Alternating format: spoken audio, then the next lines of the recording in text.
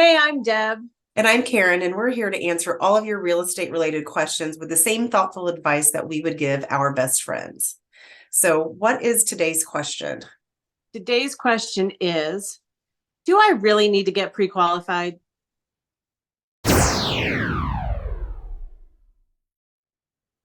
Yes. End of video. Yes, That's exactly. all. That's all I want to say about that. But we'll try and answer with a little bit more detail. I'm going to kind of let Karen take over from here. Yeah, I mean, not just from the lender perspective, but yes, getting pre-approved or pre-qualified is going to benefit you as a buyer.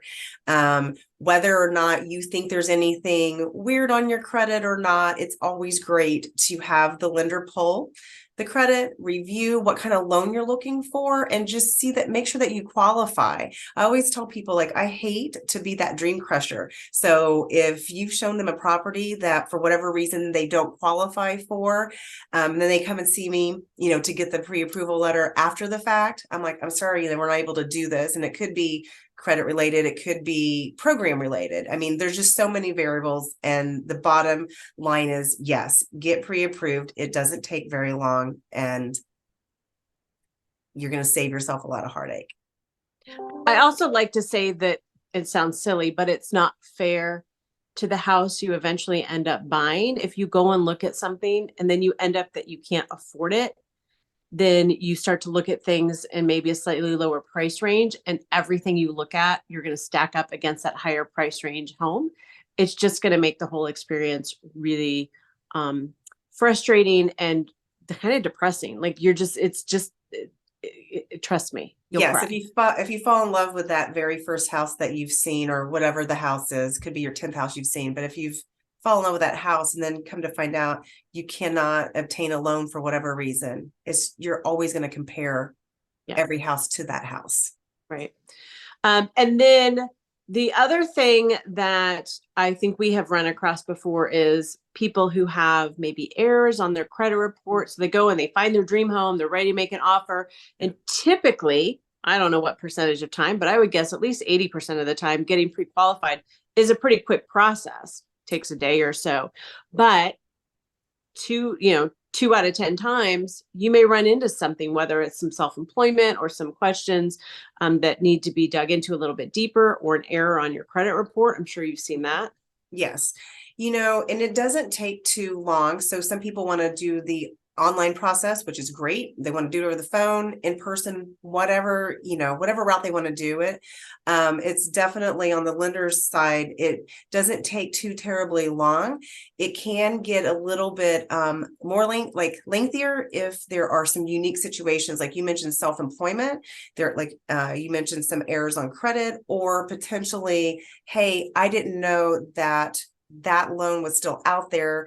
That is an ex spouse, an ex significant other, whatever, but it's still reporting out there. Things like that. But typically speaking, once someone's submitted that application, we get the credit pulled in. We're going to go back and ask some questions about income and anything we saw on the credit piece. It typically doesn't take too long. I mean, you can get an answer back in the same day. I mean, I don't want to say we're going to get it back to you like in 30 minutes or whatever, but a lot of us do pride ourselves on getting that quick turnaround so that you can grab that letter and go, rushing out to go look at that house. Yeah, I always tell people these days, getting pre-qualified isn't something that you have to take a day off of work and go meet face to face. So it's a really quick process. So there's really not a lot of good reasons to not do it. I did want to throw into one of the things we see a lot of times that slows people down is there's a judgment that they're not aware of. Right. One of the common ones in our town is something with, like, you had roommates and you moved out, and the roommates, got a judgment against them. And because you were on the lease, you also have that, and you may never have even known about that. And that's got to be addressed. So as much of a heads up that you can give yourself to do that is Yeah. important. But let's talk about why people don't, because I think that's, we need to discuss that constraint or that barrier. Why do people not want to do it? I have heard, well, I just want to talk to you to get some general information, which I can provide general information, but it's never general questions that they're asking. They're very specific. So everyone is unique, right? So I hear, well, I don't want my credit pulled. I'm going to have, it's going to impact my credit. Or there's some things on there that I just paid off last week and I need to wait until those, are reflected, like things like that. But I'm always of that proactive response. I don't want to be reactive when it comes to having to try to push together and piece together an approval for somebody. Like, the more time we have on our side to look at everything and say, okay, here's what we can do to improve your credit. Here's what we could do if we had another month or so.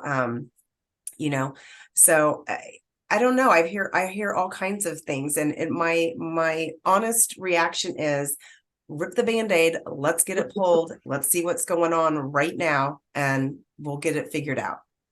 And once they pull your credit, that is good for 120 days in Ruoff world, right? So you get pre-qualified, that's good for 120 days. The credit report is good for 120 days. So and that's with, I'm just making sure, like, that is with conventional finance. That's with all the financing.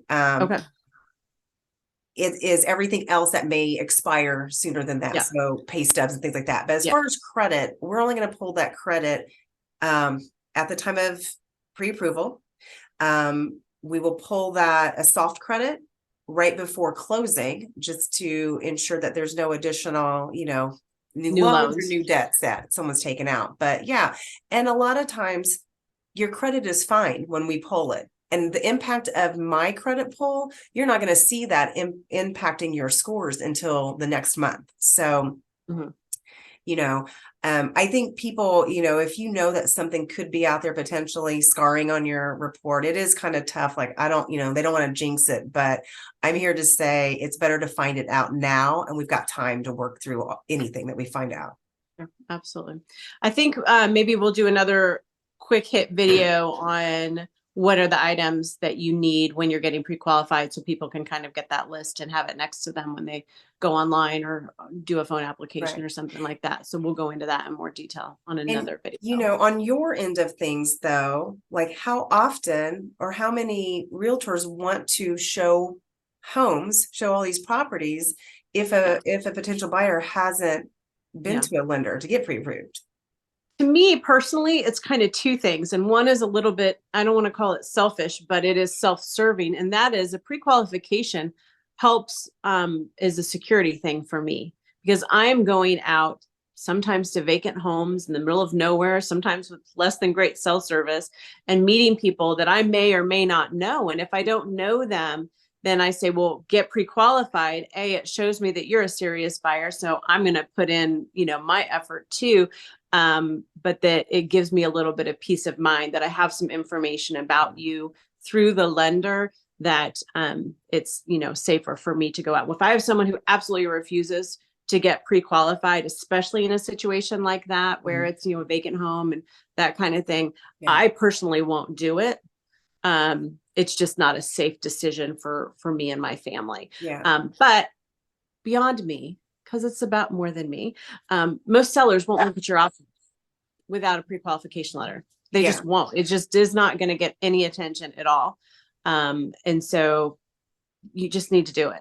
And especially if let's say you were to show the house anyway, and then the buyer says, I love this, I want to write an offer.